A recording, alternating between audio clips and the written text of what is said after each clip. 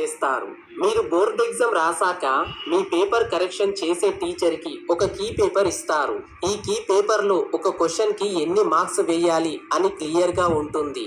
ఎగ్జాంపుల్గా మీ క్వశ్చన్ పేపర్లో సెక్షన్ సిని తీసుకోండి. ఇక్కడ 3 క్వశ్చన్స్ ఇచ్చి ఎనీ 2 రాయమని ఉంది. అంటే 19, 20, 21 వీటికి లాంగ్ ఆన్సర్స్ రాయాలి. ఆ క్వశ్చన్స్ కి 8 మార్క్స్ వేయాలని పేపర్ కరెక్షన్ చేసే వారి దగ్గర కూడా ఒక కీ పేపర్ ఉంటుంది. వాటి ప్రకారం మీకు మార్క్స్ వేస్తారు. ఇప్పుడు మీరు ఎగ్జామ్ లో మిస్టేక్ చేశారు. ఆ మిస్టేక్ కి ఎన్ని మార్క్స్ కట్ చేస్తారు, మరియు చాలా మంది బార్డర్ మార్క్స్ తో ఎలా పాస్ అవుతున్నారో ఇప్పుడు తెలుసుకుందాం. మాక్సిమం అందరి స్టూడెంట్స్ కున్న కామన్ డౌట్ ఏంటంటే నేను ఎగ్జామ్ లో పాస్ అవుతానా లేదా అని. మీరు ఒక సబ్జెక్టు పాస్ అవ్వాలంటే 100కి 35 మార్క్స్ రావాలి. అయితే మీ పేపర్ ని కరెక్షన్ చేశాక మీకు 31 మార్క్స్ వచ్చాయి అనుకోండి. అప్పుడు మిమ్మల్ని పాస్ చేస్తారా లేదా?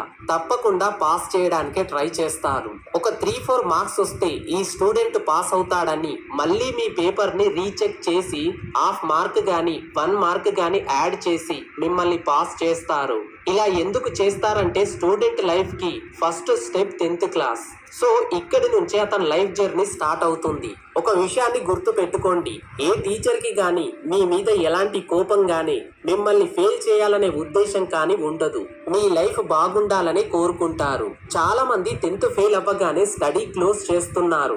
ఈ రీజన్ వల్ల మీ పేపర్ ని బోర్డు హార్డ్ గా కరెక్షన్ చేయడం లేదు.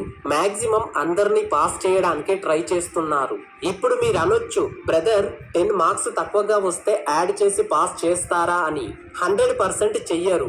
3-4 మార్క్స్ ఇలా తక్కువ వస్తే వేస్తారు, కానీ 20-25 మార్క్స్ వస్తే పాస్ చేయడం కష్టం. మీరు సింపుల్ గా ఎలా పాస్ అవ్వాలో ఈ వీడియో లాస్ట్ లో మీకు చెప్తాను. ఆ ట్రిక్ ని ఫాలో అయితే చాలు. మీలో ఇప్పటి వరకు బుక్స్ ఓపెన్ చేసి చదవని వారు ఎవరైనా ఉంటే కామెంట్ చేయండి. వారికి అదిరిపోయే